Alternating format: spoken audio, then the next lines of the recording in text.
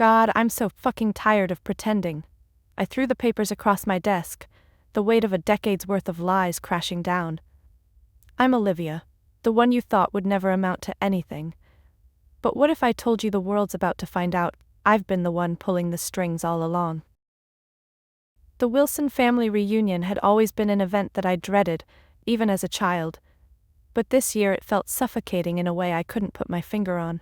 I stood in the corner of my Aunt Patricia's mansion, feeling the weight of her crystal chandeliers overhead. The glittering light reflected off the designer dresses and expensive watches that adorned my relatives. The air was thick with an odd mix of high-end perfume and a sense of superiority that followed them wherever they went. I couldn't help but notice how they moved in packs, speaking to each other in a language of success that felt so foreign to me. My cousins, with their tales of accomplishments, their careers in law, finance, or medicine, seemed to carry an invisible weight of importance that I could never measure up to. As I sipped my champagne, trying to blend into the background, I was keenly aware of how out of place I felt. I wasn't like them. My simple black dress, chosen carefully to avoid attention, felt like armor against their judgment. They never noticed me, and perhaps that was for the best. Olivia. My Aunt Patricia's voice cut through the hum of the conversation, dragging me back into their world. I almost didn't see you there. Still working as a secretary, dear? I froze, my fingers tightening around my champagne glass. I could feel my face stiffening into the polite smile I had perfected over the years. Administrative assistant, actually, I corrected, my voice barely above a whisper. Still at that little consulting firm? Aunt Patricia's eyebrow raised in a perfect arch, a mixture of disbelief and condescension coloring her voice. What was it called again? Summit Solutions? Yes, I replied quietly, forcing the word out. My cousin Ethan, fresh from making partner at his father's law firm, leaned in with his usual smirk. Come on, Liv. I could get you a real job, something with actual career potential. His words felt like a slap, even though he didn't mean them that way. I had long learned to hide the sting. I'm happy where I am, thanks, I said, swallowing down the bitterness that had begun to rise in my throat. Happier than we are, apparently. Aunt Patricia's laugh rang out, sharp and cutting. Darling, you're wasting your potential. Your cousins are all executives, partners, real business people, and you're still pushing paper for someone else. Her words once again stung more than I cared to admit. But beneath the sting there was a growing fire, a quiet determination. If only they knew that someone else, the one they all looked down upon, was the person actually holding the power, making decisions. But I wouldn't let them know that, not yet. They would never believe it anyway. I felt a familiar pang of doubt creep into my thoughts. Was I really happy with where I was? The truth was, I wasn't. But I had always been careful. While they saw me as a secretary, I had been secretly building something else. Something that, if they knew about it, would surely shake the foundation of everything they thought they knew about me. That night, as I sat in my small apartment above a Chinese restaurant, the weight of the conversation at the reunion lingered. I couldn't shake the feeling that, for all my efforts to blend in, to be invisible, something was missing. Was this really the life I wanted? I had a vision, a plan that had been taking shape for years in the back of my mind. I had watched my family for long enough, how they defined success, how they measured it, and I had come to a conclusion. Their way wasn't for me. I needed to create something on my own. Something that didn't depend on the family connections that they took so much pride in. I didn't want to work my way up the corporate ladder in some family-run business. I would build my own empire. Summit Solutions wasn't going to be just another consulting firm. It would be something different, something they would never expect from me. Sitting at my desk, surrounded by crumpled papers and half-finished plans, I couldn't help but feel both a sense of fear and excitement. I had no guarantees, no safety net, but there was something about the idea of doing it on my own, of proving them wrong, that made the uncertainty feel invigorating. I took a deep breath and made my decision. It would start small, of course. A tiny office above a restaurant, a few $1,000s of savings, and a lot of faith in my abilities. But this would be the beginning. I would prove to myself and to them that I could succeed, without their help, without their approval. The question that haunted me as I took my first step into this new chapter of my life was simple, but it burned with intensity. Can I really do this? And so, with nothing but my vision and my determination, I made my first call. The real journey was about to begin. The first few months felt like a blur. I had no office assistant, no brand, and certainly no name recognition. What I had was a small, cluttered office above a Chinese restaurant, a stack of business books that I would occasionally flip through for inspiration, and a relentless drive that wouldn't let me give up. Summit Solutions wasn't born from money or connections. It was born from a need, a hunger to prove that I was more than what my family had reduced me to. I had seen the way they moved through the world, with their elegant, effortless confidence, and I had watched as they dismissed me time and time again. "You're just a secretary. You'll never be anything more." Those words echoed in my mind, but instead of breaking me, they fueled me. I didn't have the luxury of starting with the big names, the huge corporate clients that my family's business could call on at a moment's notice.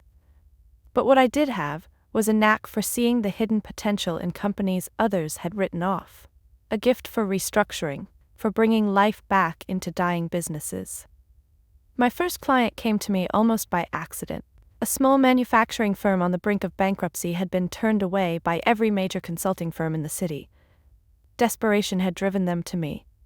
I couldn't afford to lose them, not just for the money, but for the reputation I so desperately needed to build. So I poured myself into their case. Late nights at the office became my routine, long hours that blurred into early mornings. I studied their operations, dug into their financials, and found ways to cut costs without compromising quality.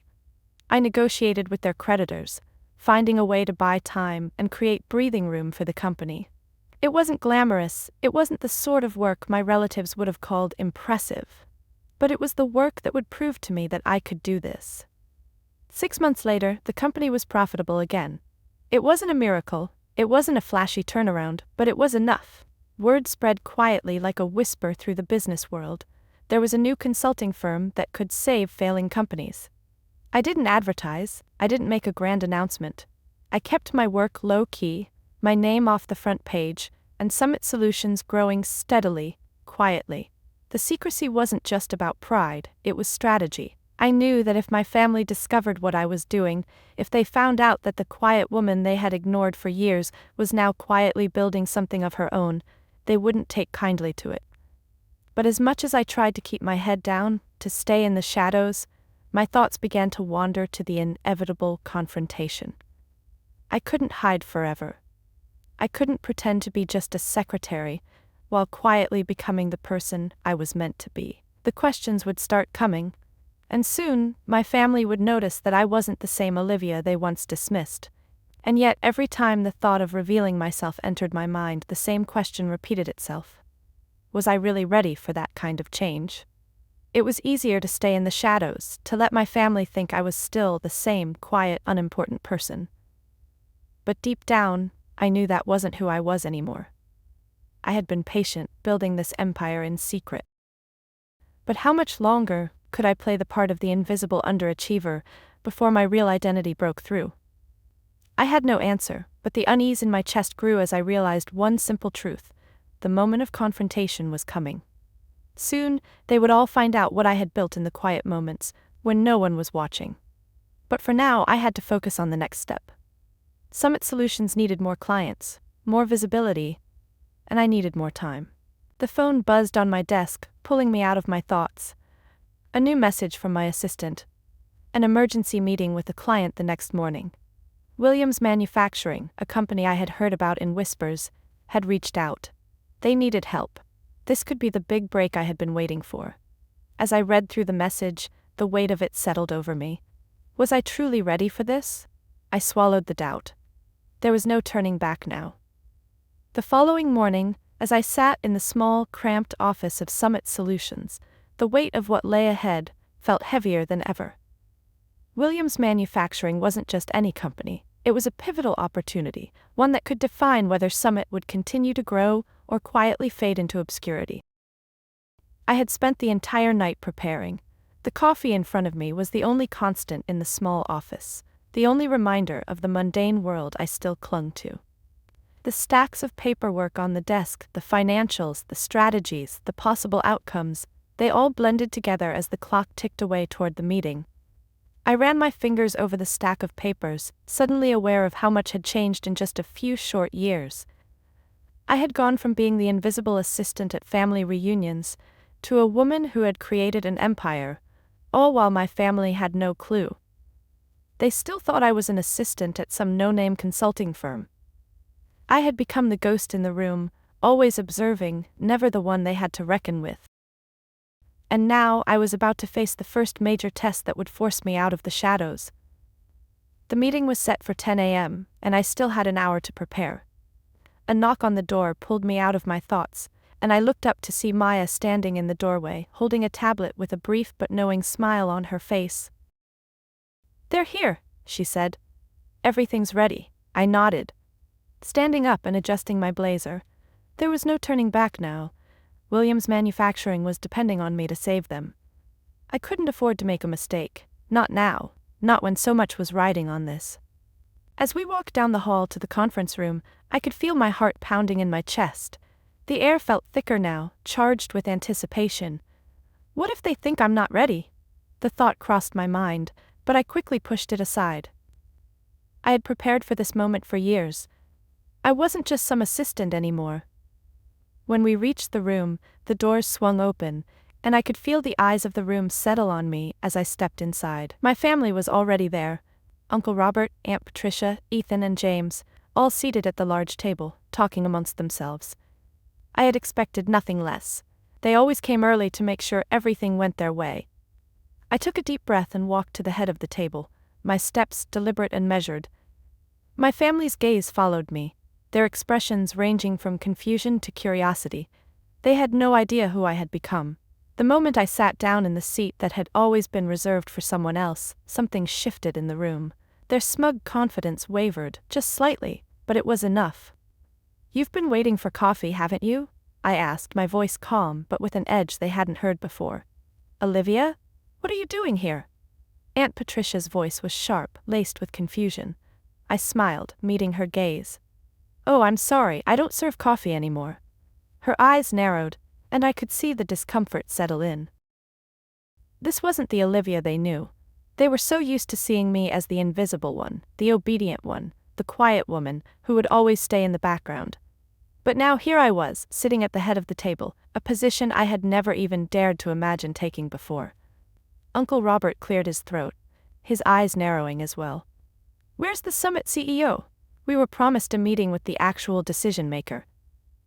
I couldn't help the small smile that tugged at the corner of my lips. "You're looking at her," I said, my voice steady and calm. The silence that followed was deafening. It felt like the air had been sucked out of the room. Ethan's mouth opened and closed, but no words came out. James looked like he might faint. Aunt Patricia's perfectly controlled demeanor cracked, her hand trembling slightly as she set down her coffee cup. For a brief moment, I savored the shock that filled their eyes, the look of disbelief. They had all underestimated me, dismissed me, and now they were faced with the reality of the empire I had built in secret. "You," Uncle Robert sputtered, his face reddening with anger. "You've been the CEO of Summit Solutions this whole time?" "Yes," I replied, my voice steady, unshaken. "I've been the CEO for the past 10 years. The realization hit them one by one. They had spent years treating me like a second-class citizen, never bothering to ask the right questions, never bothering to look beneath the surface. They had been so convinced that I was nothing, just a secretary, while I had been quietly, patiently building something that no one could have ever predicted. I reached for the stack of contracts Maya had prepared earlier and began distributing them to each person at the table. As they scanned the documents, the room was filled with the quiet rustling of paper, but no one spoke. I knew they were processing what had just happened, what they had just discovered. "These documents," I said, breaking the silence, "outline the terms under which Summit Solutions will approve the merger with Williams Manufacturing." I paused, letting that sink in. "The question is, do you still want this deal?" Uncle Robert's face twisted in fury. "This is absurd," he growled. "You're just a secretary. How could you possibly?" I raised a hand to stop him, my eyes never leaving his. No, Uncle Robert, I corrected softly. I'm not a secretary, I'm the CEO of Summit Solutions, and these terms are the only ones under consideration. For the first time I could see the fear in his eyes. The fear that I was no longer someone he could dismiss, no longer a pawn he could control. I had built this, and now it was my turn to decide the fate of the empire he had spent years trying to expand. And for the first time in my life, I knew that I was exactly where I was meant to be. The silence that followed my words was suffocating, heavy with disbelief. I watched the shock ripple across my family's faces, and for the first time in my life I felt like I had their full attention. Ethan, who had always been so quick to offer his unsolicited advice, sat frozen, his mouth still open, a look of utter confusion clouding his expression. James, who always assumed he knew how to play the game of business better than anyone else, was nervously tapping his pen on the table. Aunt Patricia, whose cutting remarks had stung more times than I could count, was still trying to process what had just been revealed to her. Uncle Robert, however, was the first to recover from the shock, his anger quickly bubbling to the surface. His face reddened as he leaned forward, his voice trembling with fury. "This is preposterous. You've been running a company behind our backs for 10 years, and we had no idea? You—" His voice broke off as he glanced at the others for support, but none of them seemed to have the words. I stayed calm, almost detached as I looked him squarely in the eyes. "I've been running my company, Uncle Robert, not yours. Summit Solutions didn't need your help. In fact, I've been busy protecting companies from you." I stopped myself for a moment, letting that sink in. "From Wilson Ventures." His face contorted with rage. "You're sabotaging this family's business." His voice was harsh, laced with the kind of venom I had come to expect from him. "Everything we've worked for, everything we've built." "Everything you've taken," I interrupted, my voice low but sharp. "That's what you've built. You don't build businesses, Uncle. You devour them. You wait for them to fail, and then you swoop in, buying them up at rock-bottom prices. You call it business, but all you're doing is destroying people's lives." His eyes flashed with indignation, but I could see the faintest crack in his confidence. His facade of control was slipping, and it felt almost too satisfying to watch. "I didn't destroy anything," I continued. "I saved companies. I gave them a second chance. I protected their employees, their futures. You can't say the same." For a moment, no one spoke. It was a brief moment of stillness in a room that had been filled with noise for so long. Then my cousin Ethan broke the silence. "This is ridiculous," he said, his voice dripping with condescension. "You can't just do this. You can't just waltz in here, acting like you've been the one pulling the strings all along." I glanced at him, my gaze steady. "I didn't waltz in here, Ethan. I've been working for this moment for 10 years, and I've been making deals that are worth more than anything your law firm has ever managed." I could see the gears turning in his head as he realized, finally, the weight of what I had just said. My firm's success had eclipsed his father's, and every other person in this room who had looked down on me. And the worst part? They had no idea. For years, they had been blissfully unaware of what I had been doing right under their noses. Uncle Robert, still sputtering with indignation, turned to James. This can't be real," he muttered, almost as though trying to convince himself. "This is a joke. Olivia, you think you can just take over Wilson Ventures like that?"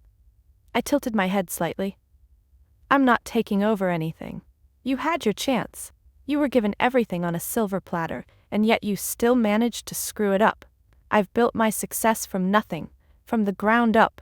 You've been trying to crush it every step of the way, but now, I'm the one in control." James shifted in his seat, suddenly uncomfortable.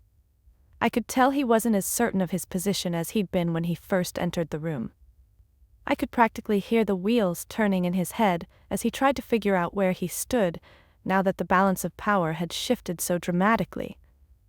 "And as for this merger," I said, breaking the tension, "if you think you're going to waltz in and steamroll over Williams Manufacturing, you've got another thing coming." I turned to Mr. Harrison, who had been sitting quietly throughout the exchange, clearly unsettled by the family drama playing out before him. "Mr. Harrison, would you like to explain to my family why you chose Summit Solutions over Wilson Ventures?" He cleared his throat, his voice firm now, no longer hesitant. Summit's reputation is unmatched. When Wilson Ventures attempted their hostile takeover, Summit's restructuring plan saved our company. We've seen a 47% increase in profits since implementing their strategies. We're not just interested in a merger, we're interested in securing a partnership that will ensure we continue to thrive. The room went silent again. This time, it wasn't disbelief. It was the sound of realization. I could see the color draining from my family's faces as they processed the truth. They were losing, not just the deal, but the very control they had so effortlessly taken for granted. And in that silence, I knew that nothing would ever be the same again. Uncle Robert, who had been so confident just moments ago, now looked like a man whose empire was crumbling before his eyes. Ethan, ever the arrogant one, was speechless. Aunt Patricia, ever the calculating matriarch, seemed to be wrestling with her own disbelief, trying to figure out how to spin this situation into something that wouldn't make her look like. But I wasn't done yet. I stood up, my voice carrying as I turned toward the contracts. These documents outline the terms under which Summit Solutions will approve the merger. Take your time, review them carefully. But understand this. My company's involvement comes with conditions. If you don't agree, Summit will begin purchasing stock in Wilson Ventures on the open market, and your family's control over your business will slip away completely. I felt the power of those words as they settled in. I had been underestimated, dismissed, written off. But now, I was the one in charge, and they were going to have to come to terms with that fact. The room was tense with uncertainty as they shuffled through the paperwork. I didn't have to say another word. The message was clear. The game had changed, and I was no longer the secretary in the corner. I was the one holding the cards now. The next few hours felt like a blur, a surreal whirlwind of whispered discussions, frantic phone calls, and shifting glances between my family members. They were clearly shaken, unsure of how to handle this new reality. Their niece, the one they had so easily dismissed for years, had built an empire right under their noses. And now that empire was standing between them and their prized acquisition. I remained calm, watching their every move, feeling the weight of control settle more comfortably on my shoulders with each passing minute. They could fume, they could argue, but the truth was undeniable. Summit Solutions had saved Williams Manufacturing. I had made it happen. And now, my family was on the receiving end of the consequences. "Olivia, this is madness," Uncle Robert finally muttered, his voice thick with frustration. "You've crossed a line. You can't expect us to just let you take over everything." I met his gaze, unflinching. "I'm not taking over anything, Uncle Robert. I'm simply doing what you've failed to do for years. I'm offering a better way, but if you're not interested, I'll be happy to walk away and let Summit buy up your shares. It's your choice." He stared at me, struggling to find the right words, but none came. His usual arrogance had dissolved, leaving him with nothing but a palpable sense of loss. Ethan, never one to back down from a confrontation, leaned forward, his voice filled with disbelief. "This is all a joke, right? This has to be some kind of elaborate prank." I shook my head, a small smile tugging at the corners of my lips. "This is business, Ethan, the kind you've never quite understood." James, who had been watching silently, finally spoke up, his voice quieter than usual. "Olivia, we're family. You can't do this to us." I felt the weight of his words, the attempt to use family as leverage, but I wasn't swayed. I had spent my life being told that my worth was defined by my place in this family, that I was nothing more than a secondary character in their grand narrative. But I had written my own story now, one that they couldn't rewrite, no matter how hard they tried. "I'm doing exactly what you've always done, James," I said, my voice steady. "I'm taking control of my own future. If you wanted something different, you should have treated me differently." The room fell silent once more, as the gravity of my words sunk in. The unspoken truth was clear. They had underestimated me, not just in business, but in life. They had thought I would always be the quiet one, the dutiful niece who would quietly disappear into the background. But I hadn't disappeared. I had built something extraordinary in the quiet, and now they were facing the consequences of their blind arrogance. Aunt Patricia, ever the strategist, finally spoke. "So what now, Olivia? What are we supposed to do with this situation?" Her voice was a mixture of exasperation and something else, something more desperate, almost pleading. I stood up from my chair, my resolve as firm as ever. Now we move forward. We work together, or not. But understand this. Summit Solutions doesn't operate on personal grudges. We operate on results. You can either accept these terms, or you can risk losing everything. It's your call. The tension in the room was palpable, but none of them could deny the power that had shifted. My family, so used to walking into rooms and taking what they wanted, was now faced with the reality of the power I had built in secret. The tables had turned, and there was no going back. The next few days were a whirlwind of meetings, negotiations, and legal battles. My family tried to salvage what they could, attempting to regain control, but they quickly realized that they were fighting a losing battle. Summit Solutions wasn't just another consulting firm. It was the powerhouse they had never seen coming. And the financials didn't lie. By noon on the third day after the meeting, Wilson Ventures' board had unanimously approved the merger terms that I had outlined. They had no choice. Williams Manufacturing's financial recovery was proof enough of Summit's capabilities, and they knew that any further resistance would only lead to a downfall. Uncle Robert, who had once been so confident in his ability to manipulate every situation, came to me with a resignation that was almost pitiful. "You've won, Olivia. But know this. This doesn't end here. You've humiliated the family, the people you've helped. They'll never understand what you've cost us." I met his gaze calmly. "I didn't humiliate anyone, Uncle Robert. I merely showed them who I really am." My voice dropped slightly, just enough for him to hear the weight of my final words. "I've built something they can't take away. And if you had treated me with respect from the beginning, maybe you would have been part of it." His face twisted in anger, but he didn't speak again. The fight seemed to drain out of him, leaving behind only a man who had lost control of the one thing he had always held most dear: power. The next few weeks were a blur of press releases, media interviews, and quiet adjustments behind the scenes as Summit Solutions and Wilson Ventures began their merger. The stock price soared, and the press couldn't get enough of the story. "Family feud leads to shocking business power shift" was the headline that made the rounds, and I found myself sitting in the driver's seat of a story I had been quietly writing for years. Aunt Patricia, ever the master of spin, tried to frame it as a success story of family values, but it was too late. The footage from last year's family reunion, where she had so casually dismissed me as a failure, quickly went viral when I released it to the media. The public loved it. And Aunt Patricia, once the shining star of the family, stopped giving interviews soon after. Ethan attempted his own form of damage control, claiming he had been in on it all along, but his attempts only made matters worse. His smug smile in the conference room was a far cry from the man now scrambling to save face. His law firm, once a powerful force, began losing clients, and within a month he was quietly asked to step down. James, on the other hand, adapted quickly. It wasn't long before he approached me with a business proposal, suggesting that we merge our visions into a unified force.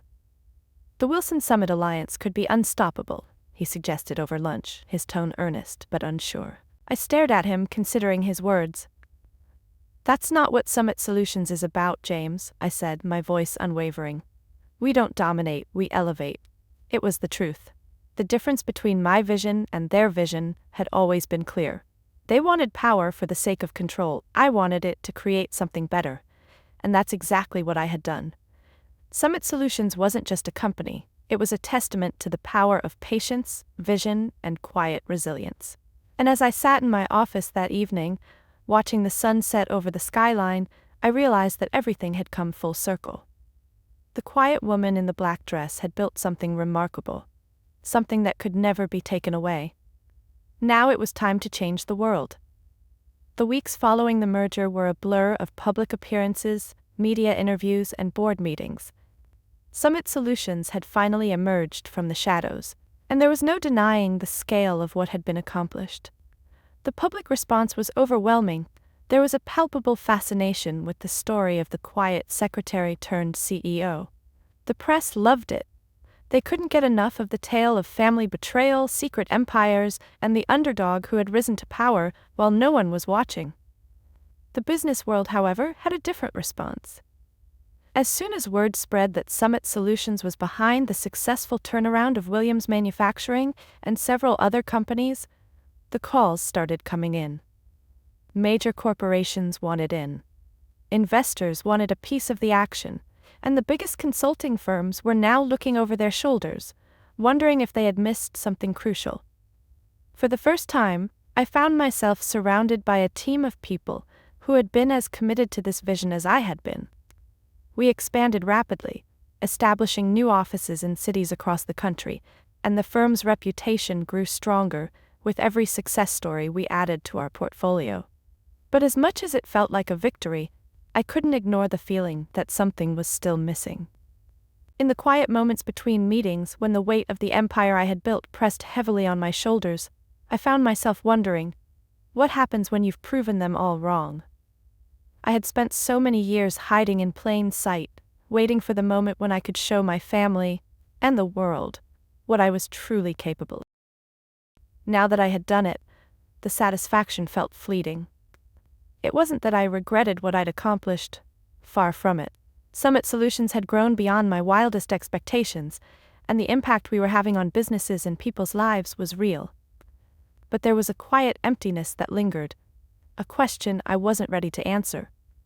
It was on a particularly late evening in my office, when the city below was a sea of lights, that I received a message that would shake me to my core. It was from my mother. The message was short, only one line. I always knew you would show them. My mother had distanced herself from the Wilson family years ago, long before I had built Summit. She'd always known I was capable of more, even when no one else did. Her words hit me in a way I didn't expect. I hadn't realized just how much I had wanted her approval until that moment. The woman who had always believed in me, even when I couldn't believe in myself, had finally seen me for who I was. The validation was overwhelming, and I realized that while proving my family wrong had been important to me, the real victory was finding my own worth, independent of their judgment. My success wasn't just about outsmarting them. It was about proving to myself that I had the strength and the vision to create something meaningful, something that didn't rely on anyone else's approval. The following day, as I stood on the stage at the Business Innovation Awards, the weight of that realization finally settled into my bones. My hands, which had once trembled with uncertainty, were steady as I accepted the award. The crowd's applause washed over me, but it wasn't the accolades I cared about. It wasn't the public recognition or the press interviews. It was the quiet, powerful understanding that I had done something real, something that was mine. I looked out into the audience and saw my mother sitting there, beaming with pride. She had always known what I was capable of, even when I didn't. Her face was a reflection of everything I had worked for, everything I had sacrificed. I stepped up to the microphone, ready to speak, but for a moment I paused. I realized that this was the moment I had been waiting for. Not to prove my family wrong, not even to silence the voices of doubt that had followed me for so long, but to speak my truth, the one I had never dared to speak aloud. Success, I began, my voice stronger than it had ever been before, isn't about who has the most power or who gets the loudest applause. It's about how you use the power you have. For years, I played a role that made powerful people underestimate me. I could have revealed myself sooner, but I chose to wait until Summit Solutions was strong enough to create real change. The crowd listened intently, and for the first time, I wasn't just talking about business strategies or financial metrics. I was talking about something deeper. About resilience. About finding your purpose, even when the world tells you that you don't matter. As I stand here today, I know that the greatest achievement is not what we build, but who we become in the process. The applause that followed felt different than all the others I had received. It wasn't just praise for my business success. It was recognition of something much deeper. It was the acknowledgement that the quiet woman in the black dress had built something extraordinary. Not through flashy moves or loud displays, but through patience, vision, and an unwavering commitment to doing things her own way. In the days that followed, the business world buzzed with excitement. Summit Solutions was no longer just a consulting firm. It was a movement. Our success stories were published in major business journals, Our impact was undeniable, and my name became synonymous with innovative business strategies that didn't rely on cutthroat tactics but on building businesses up, not tearing them down.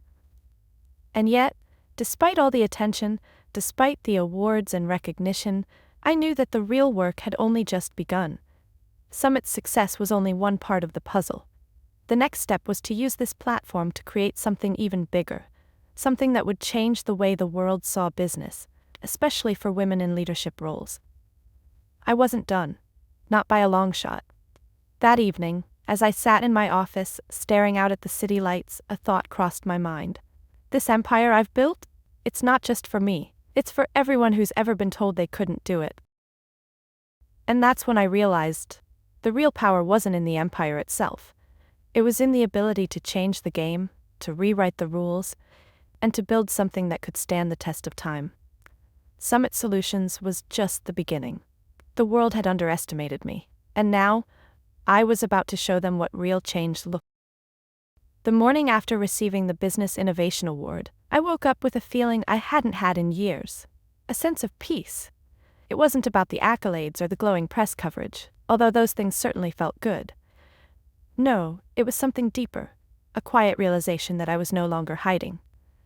For so long I had been the woman in the corner, quiet, unassuming, blending into the background while my family's empire was built on dominance, on taking what wasn't theirs. I had spent so many years wondering if I would ever be seen, if I would ever be enough.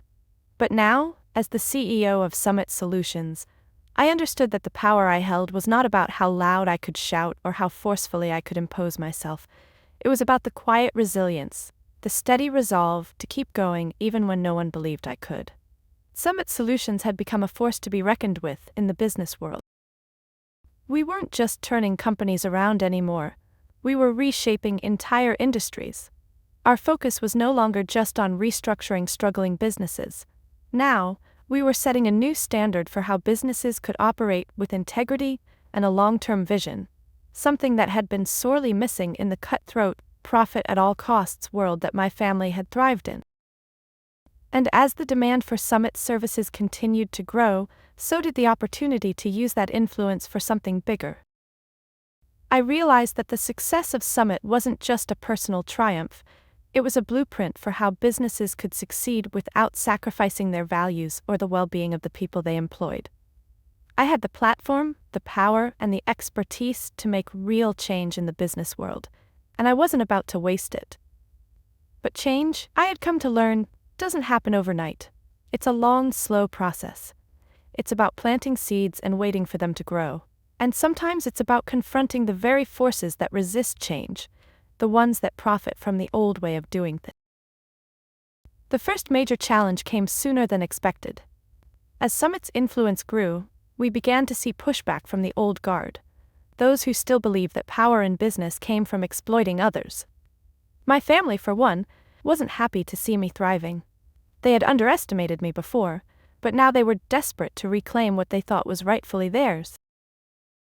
Uncle Robert's retirement had been a small victory in itself.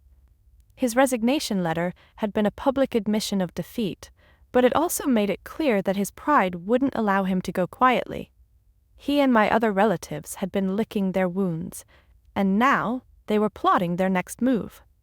They still didn't understand the kind of power I had built, not just in the wealth I had amassed or the companies I had saved, but in the way I had changed the rules of the game. One afternoon, as I sat in my office, the phone rang. It was Maya, my assistant, with a message that made my blood run cold. "Your uncle has been meeting with some of our major competitors," she said, her voice cautious. "They're trying to form an alliance to counteract Summit's rise. They're calling it the Wilson-Reed Coalition. They want to take us down." I didn't feel anger or panic, I felt something else, a quiet, growing resolve. I had been waiting for this moment. I had built Summit Solutions to thrive in adversity. It was time to show the world that I was not only capable of playing the game, I was capable of changing it. "Prepare a meeting," I said, my voice steady. "Let's make sure they understand that they can't fight what they can't see." The meeting took place a week later, and the tension in the room was palpable. Uncle Robert, along with several former colleagues from Wilson Ventures, sat across from me. Their faces were tight with anger, but there was a flicker of doubt in their eyes. They knew that the business world was changing, but they were too proud to admit that they couldn't control it anymore. "Olivia," Uncle Robert began, his tone dripping with disdain. "This is ridiculous.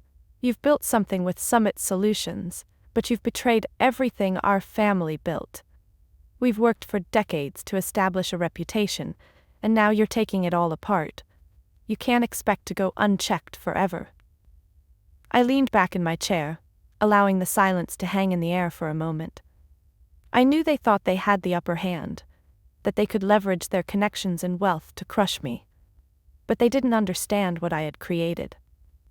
"You're right about one thing," I said slowly, letting the words sink in. "You have worked for decades to establish a reputation. The problem is, it's a reputation based on control and exploitation. You never built anything sustainable, Uncle Robert. You built a house of cards." His face flushed and I could see the anger flare up behind his eyes. "You think you're some kind of savior, don't you?" "No," I replied, my voice calm but unwavering.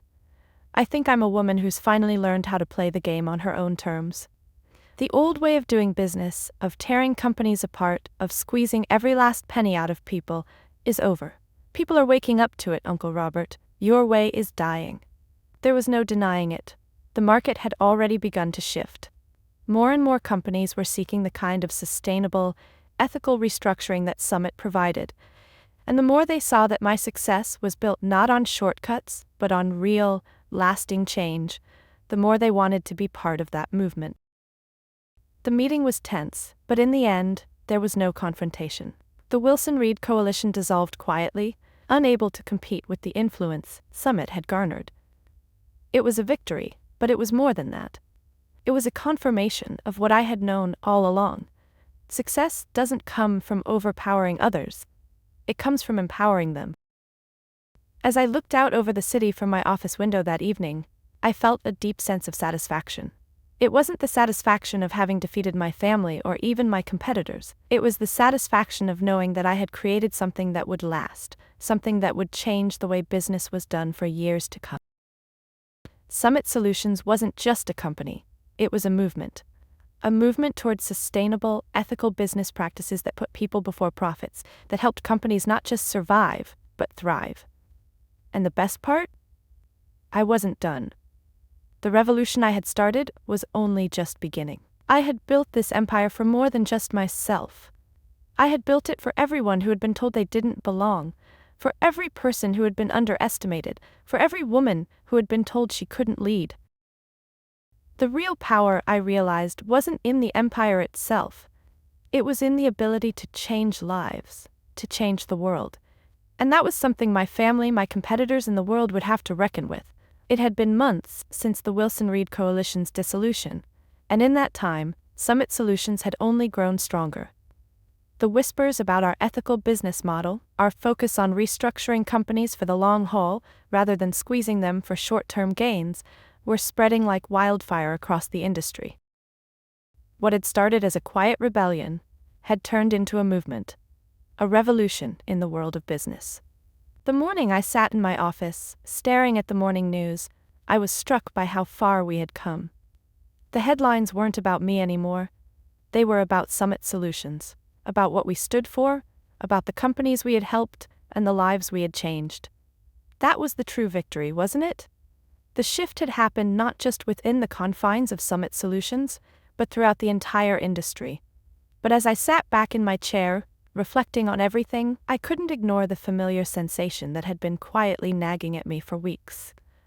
I had achieved everything I'd set out to accomplish. I had outsmarted my family, built an empire, and created a legacy that was now being recognized.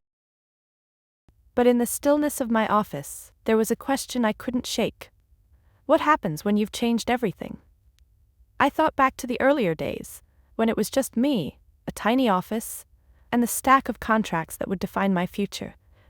I had done it all for myself, to prove that I was capable, that I was worthy of more than the limited role my family had tried to assign me. But now, as Summit Solutions had grown into a global presence, I realized that my success was no longer just about me. It was about everyone who had stood by me, everyone who had believed in a different way of doing business. Maya walked into the office, breaking my thoughts. She handed me a folder with a knowing smile. "The board meeting is in an hour," she said, but there was something else in her eyes. She knew as well as I did that I had been wrestling with something larger than business. I looked at her, my assistant and confidant for so many years. "Do you ever wonder if we're doing enough?" I asked, the question slipping out before I could stop myself. She raised an eyebrow, sitting across from me. "Enough? What do you mean?" I sighed. "We've changed the way business works, Maya. But sometimes I wonder if we've really done enough to change how people think about business. We've created a system that supports companies and employees. But are we truly making the impact we envisioned, or are we just creating a new kind of corporate empire?" Her expression softened as she leaned back in her chair. "Olivia, you've already done more than most people could ever dream of. You've created a legacy, a model that others are already beginning to follow. People are looking at Summit Solutions and asking how they can do things differently. That's your impact. That's how you change the world." Her words comforted me, but the question still lingered in my mind. Was I simply replacing one set of corporate rules with another? Was Summit Solutions truly a force for good, or was it just another successful business built on the same principles my family had taught me to follow, except with a slightly different spin? The board meeting began promptly, and the conversation quickly shifted to the latest proposal to expand into new markets. The financials looked good, the projections were positive, and the numbers all but guaranteed that Summit Solutions would continue to grow. But my thoughts kept wandering back to the question that had been haunting me. After the meeting, I found myself walking down the long hallway of our headquarters, the hum of conversations and the clattering of keyboards fading into the background as I stepped into the quiet of my office. I sank into my chair, still lost in thought, when my phone buzzed. It was a message from my mother. The simple, familiar text read, "I'm proud of you. Always have been. But now it's time for you to pass it on." Her words hit me like a revelation, as if they had been waiting for me to hear them all along. It was time to think beyond Summit Solutions. The legacy I had built, this empire I had carefully crafted in the shadows, wasn't the end game. It was the beginning. For all the success I had found, it wasn't the kind of success that could last without change. The next phase, the next evolution, was about taking everything I had learned, everything we had accomplished, and passing it on to the next generation. It was about ensuring that Summit Solutions wasn't just about one woman's success, but about a future where the business world no longer needed to be changed by a handful of powerful players. It needed to be led by those who truly understood what it meant to build something sustainable, something that cared for people, for communities, and for the planet. Weeks later, Summit Solutions launched its first ever mentorship program for aspiring business leaders, particularly women, who had been overlooked or underestimated. The initiative aimed to provide them with the tools, knowledge, and network they needed to create businesses that weren't just profitable, but were also ethical, responsible, and built on principles of fairness and collaboration. I wasn't content with just changing the companies I worked with. I wanted to change how future generations would approach business. I wanted to build a legacy that didn't just live in the numbers and the press clippings. I wanted it to live in the minds and actions of people who would follow in my footsteps. People who would look at the world and say, "We can do better. We can create a different kind of success." It was in these moments, when I sat with the young women and men who were starting out, who were looking to change the business world in their own way, that I felt the deepest sense of fulfillment. The real victory wasn't in the empire I had built, or in the defeat of my family, or even in the vast wealth I had accumulated. It was in knowing that I was creating the foundation for something much greater than myself. And in the quiet moments when I looked out over the skyline from my office, I no longer wondered if I had done enough. I realized I was just getting started. The revolution I had begun was far from over. It was evolving, expanding, and moving beyond Summit Solutions. I had built this empire not just to prove a point, but to create real, lasting change. And now it was time for others to take the torch. And as I closed my eyes, letting the vision of the future unfold in my mind, I knew one thing for certain. This was just the beginning of something much, much bigger.